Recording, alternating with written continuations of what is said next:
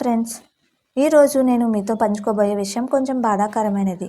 అలాగే మనకందరికీ ఒక కనువిప్పు లాంటిది. మనందరికీ సుపరిచితుడైన తన వీడియోలతో మనల్ని ఎంతగానో అలరించే 999 ఇండియా యూట్యూబర్ జయకృష్ణ గారికి ఇటీవలే ఒక ఘోరమైన కారు ప్రమాదం జరిగింది. ఈ వార్త విన్నప్పుడు నాకు చాలా షాక్ అనిపించింది.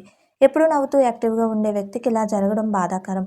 ఈ వీడియో చేయడానికి ముఖ్య కారణం ఆయన పరిస్థితి గురించి మీకు తెలియజేయడంతో పాటు మన ప్రాణాలకు పొంచి ఉన్న ప్రమాదాల పట్ల ఒక చిన్న అవేర్నెస్ తీసుకురావడమే. మీలో చాలామంది అడుగుతున్నారు, అసలు ప్రమాదం ఎలా జరిగింది, ఎక్కడ జరిగింది? వార్తా మూలాల ప్రకారం జూలై 20, 2026న కడప ప్రొద్దుటూరు ప్రాంతం పరిసరాల్లో ఈ మేజర్ రోడ్ ప్రమాదం చోటు చేసుకుంది. ఆయన ప్రయాణిస్తున్న కారు దురదృష్టవశాత్తు ప్రమాదానికి గురైంది.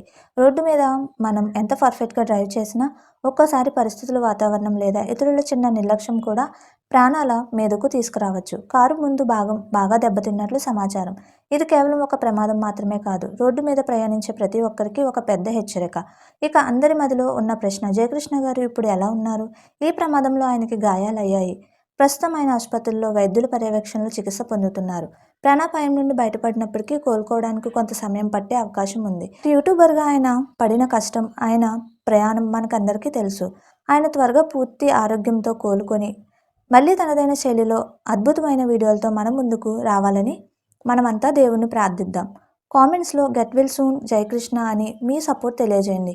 ఫ్రెండ్స్, జయకృష్ణ గారి ఘటన చూశాక నాకు అనిపించిన ఒకే ఒక విషయం, జీవితం చాలా అన్ప్రెడిక్టబుల్. అందుకే మనం కొన్ని జాగ్రత్తలు ఖచ్చితంగా పాటించాలి. Over speed drills but kills. మనం వెళ్ళే గమ్యానికి ఒక 10 నిమిషాలు లేట్ అయినా పర్వాలేదు, కానీ సురక్షితంగా చేరుకోవడం ముఖ్యం. దయచేసి స్పీడ్ లిమిట్స్ క్రాస్ చేయకండి. Seat belt life saver. చాలామంది కారులో కూర్చోగానే సీట్ బెల్ట్ పెట్టుకోవడానికి బద్దకిస్తారు లేదా అన్కంఫర్టబుల్గా ఫీల్ అవుతారు. కానీ ఒక పెద్ద ప్రమాదం జరిగినప్పుడు ప్రాణాలు కాపాడేది ఆ సీట్ బెల్టే. కారులో ఉన్న ప్రతి ఒక్కరూ సీట్ బెల్ట్ ధరించాలి. డ్రైవింగ్లో ఫోన్ వాడొద్దు. ఒక సెకండ్ కన్ను పక్కకు తిప్పితే జీవితమే తలకిందులవుతుంది. డ్రైవింగ్ చేసేటప్పుడు ఫోన్ వస్తే దయచేసి కారు పక్కకి ఆపి మాట్లాడండి. రాత్రిపూట ప్రయాణాలు వీలైనంత వరకు రాత్రిపూట ప్రయాణాలు అవాయిడ్ చేయండి. నిద్రమత్తు, ఎదురుగా వచ్చే వాహనాల లైట్లు, వెలుతురు వల్ల రోడ్డు సరిగ్గా కనిపించకపోవడం ఇలాంటివి ప్రమాదాలకు ప్రధాన కారణాలు. చివరిగా ఒక మాట ఫ్రెండ్స్, ఇంట్లో మనం కోసం మన తల్లిదండ్రులు, భార్య, పిల్లలు ఎదురు చూస్తూ ఉంటారు.